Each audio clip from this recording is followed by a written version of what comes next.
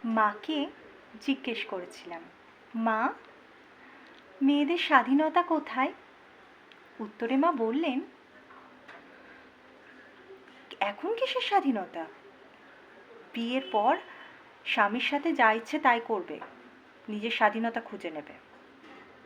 একদিন ভোরে স্বামীকে জিজ্ঞেস করলাম, আচ্ছা, মেয়েদের স্বাধীনতা নেই, শখ আহ্লাদ নেই?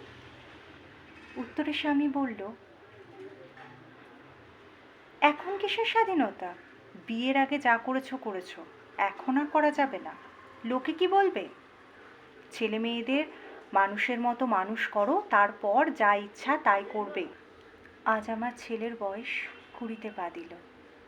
ছেলেকে জিজ্ঞাসা করলাম, আচ্ছা বাছা, মায়েদের স্বাধীনতা কোথায় বলতে পারিস? ছেলে আমার মস্ত বড় গম্ভীর মুখে উত্তর দিল হেসে। বলল, এখন আবার ওই বয়স আছে নাকি তোমার? এতদিন যা ইচ্ছা তাই করেছো, এখন আমাদের মতো হয়ে চলার চেষ্টা করো। জানেন আপনি, মেয়ে মানুষের স্বাধীনতা হয় না, ঘর হয় না। তারা মানিয়ে নিতে নিতে, স্বার্থের সবটুকু দিতে দিতে মৃত্যুবরণ করে। একজন মায়ের মুখে শোনা গল্প, কণ্ঠে